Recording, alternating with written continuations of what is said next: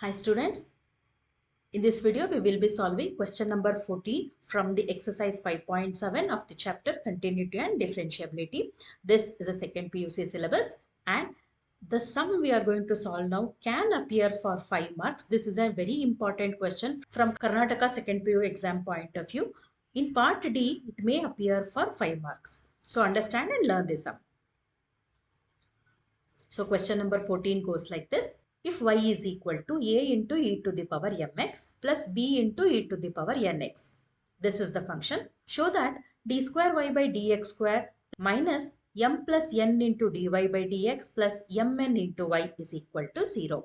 So this is the question. Given function is this and we have to find the first order derivative and second order derivative. First, we have to find the first order derivative, then second order derivative and substitute that in the given equation. We will substitute in this equation and we will see to it that it gets cancelled and it is equal to 0. If you find the first and second order derivative correctly, definitely you will get 0 after substitution. Okay.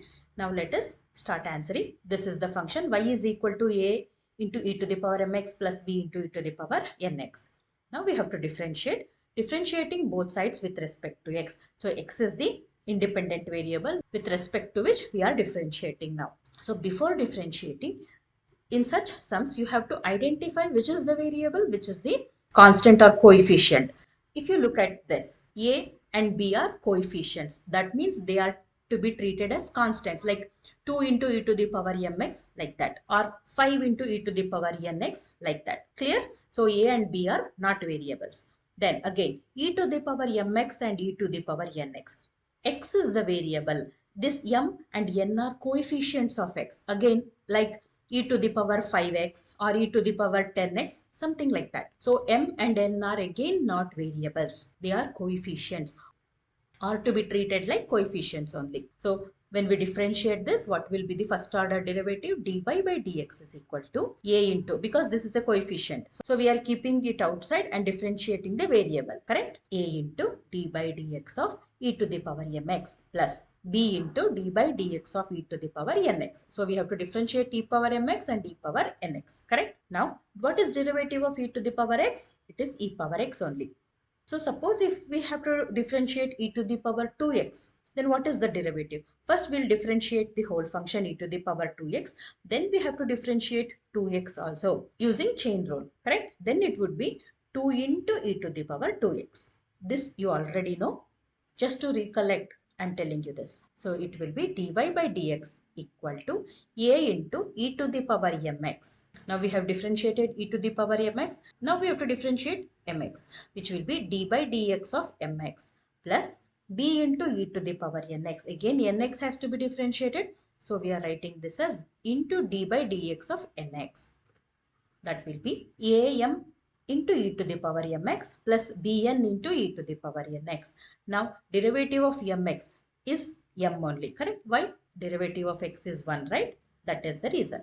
So, here comes m and an n. So, this is the first order derivative. Now, we will find the second order derivative. That is again differentiating both sides with respect to x. What do we get now? D square y by dx square is equal to am into d by dx of e to the power mx plus bn into d by dx of e to the power nx. Finding the derivative for these two terms is similar to the previous one what we did here, correct? So it is am into e to the power mx into d by dx of mx plus bn into e to the power nx into d by dx of nx.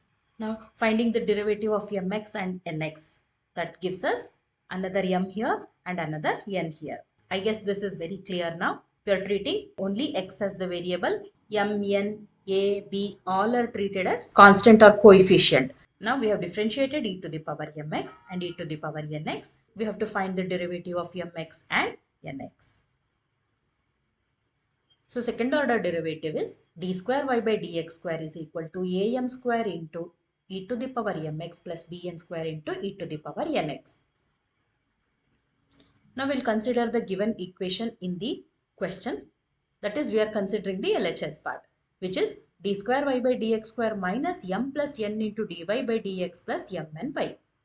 We will be substituting for y, dy by dx and d square y by dx square. That would be am square into e to the power mx plus bn square into e to the power nx minus m plus n into am into e to the power mx plus bn into e power nx plus mn into a into e to the power mx plus b into e to the power nx. Now we will multiply these terms and open the brackets. So these two terms as it is, this will be with negative sign minus m into am into e to the power mx, which would be minus am square into e to the power mx. Again minus m with this term gives us minus bmn into e to the power nx.